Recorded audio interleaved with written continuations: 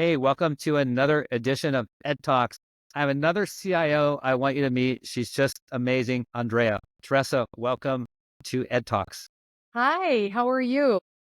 I'm awesome, and I love your story, and I want to get into your story a bit, and then some of the unique things that you do outside of the workplace, which I find super fascinating. I think the audience will as well. So, Teresa, tell us a little bit about your career. So, obviously, you're RN BSN. And you started off in nursing at maybe Loyola, at least that's where you That spent. Yeah. yeah, So tell us a little bit about that and what kind of nursing did you do? And then I want to ask you a little bit how you transitioned into IT and became a CIO. sure. I'm always proud to say first and foremost, I am a nurse, an RN by background. I still have my license and I will never give that up. As a new grad, started at Loyola University Medical Center in Maywood and was in burn trauma. Did several things from there, surgical trauma in the ICU. I did some ambulatory, I did some case management, kind of did a smattering of things. And then decided I needed a change and jumped over to Silver Cross, in which we were at the original hospital in Joliet, Illinois. The hospital is over 100 years old. I went into the cardiac cath lab because I always want to learn more about the heart. I'm always was the type of person that, I'd learn something and then I'd have to, okay, I got that, now go to the next thing. And so that's how I came over to Silver Cross and really enjoyed being a nurse. I'd left the bed, tried to leave the bedside a couple of times, and I came back. But then I finally made that jump in 2012 uh, when technology crossed my path. Yeah. What happened? You guys were doing like an EHR or something? Yeah, people say, how did you get here? And I say, who the hell knows? But it Yeah. worked. And basically, at the time, we were getting ready to go on the electronic medical record, right? And that's when CMS and said, and they were really giving significant reimbursement to hospitals to really get them to catapult them onto the EMR. And they were looking for someone to dip their toe and to be really new workflow, how to transcend all the workflows that we had on paper and be able to bring it into a technology world and really understanding the perspective and the mindset of the nurse and where, especially for the physician. And so I started out as an analyst representing the procedural care unit, which is where we do our surgeries and the cath lab and all that good stuff. And so really started as an application analyst, was bitten by the bug when it came to data and informatics, and really about pairing process and people and technology together. So I went on to get my master's and just kind of moved up the ranks from there as a manager of clinical applications and then the director of clinical informatics. Really, really enjoyed optimizing. I found no greater reward for myself as when we were able to develop a process, pairing technology to have efficiency, to benefit the physician or the nurse, and really most importantly, the patient. And so that's, I think, the piece that continues to drive me today. I've had the opportunity and applied for our CIO, Vice President CIO position. June will be 5 years, so a good 4.5+ years, and continue to serve and do other things as well too. But I do. I think I see it. I think I haven't been pulled back to the bedside because I really see it as taking care of patients a different. Yeah. So Teresa, was there like this moment where you were like, CIO, I want to become a CIO, or did it just sort of happen? But was there something in you that was like, man, I want to take on this role? I didn't ever say, you know what, I'm going to go be a CIO. Yeah. Never in a million years would I have said that was, that's what the fortune cookie was going to say. I think it just as I evolved in informatics and dipping my toe in technology and seeing how the impact and being able to have process improvement with technology and really being able to navigate across an organization and bring people together. When I had the opportunity, the position became open.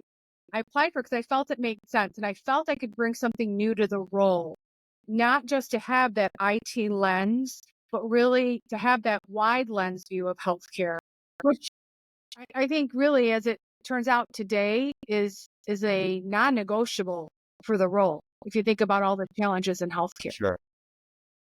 And I thought it was sort of amusing to myself. Hopefully it comes across this way. And I wonder how much maybe there is some more than metaphoric thought to this. And that is, you were a trauma nurse originally. Now you're the CIO. Certainly, whatever you learned in trauma has to help you as a CIO. I could only imagine.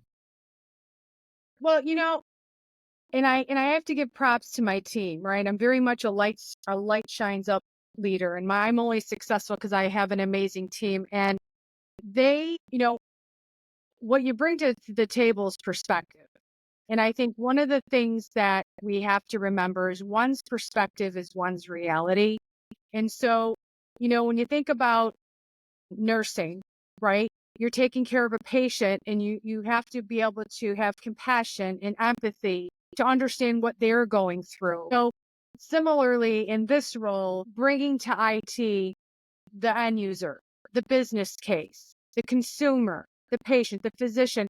And admittedly, I probably drove my team nuts in the very beginning, especially my tech guys, right? Because they're just tech. There's a technology, the magic behind the curtain. And well, we're going to do this and it's going to mean this change. And I would say, well, what does that mean to the end user? Well, the server is going to go down. It's going to come back up. We're going to run an ops job. It'll all be over with. And I'm like, no, what does that mean to the doctor?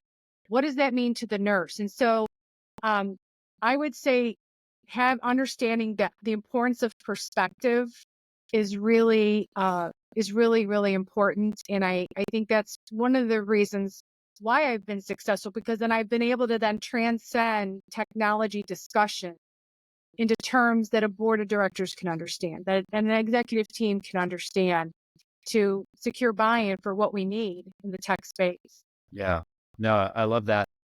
And do you have any advice specifically for women who are earlier in their career, who see someone like you as a role model? Because there hasn't been that many women who've transcended to CIO. There's more today. You're one of the pioneers.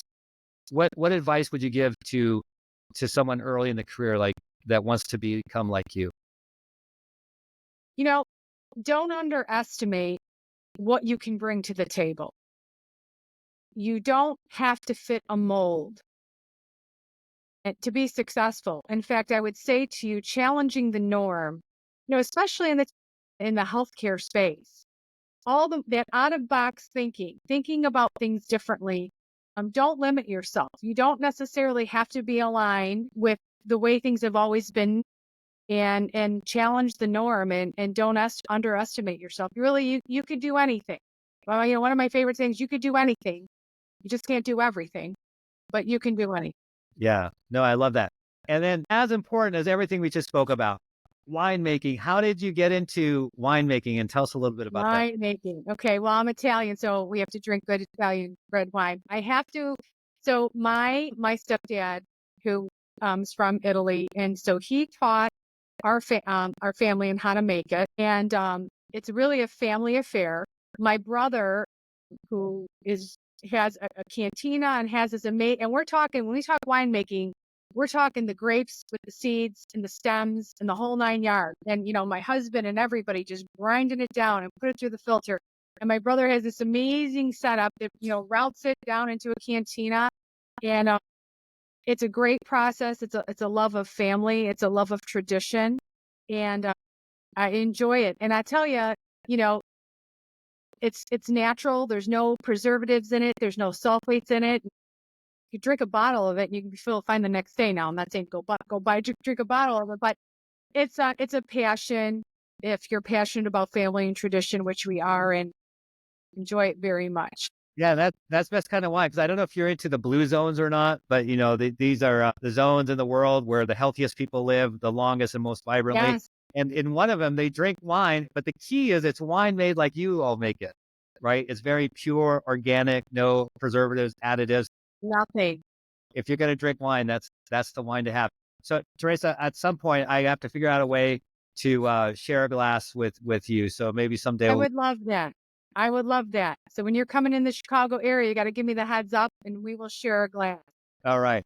That is so awesome. Teresa, thank you for being on Ed Talks and for being an example, not just to other women, but to me as well, and everyone that aspires to be a leader. So thank you very much. Thanks for having me, Ed.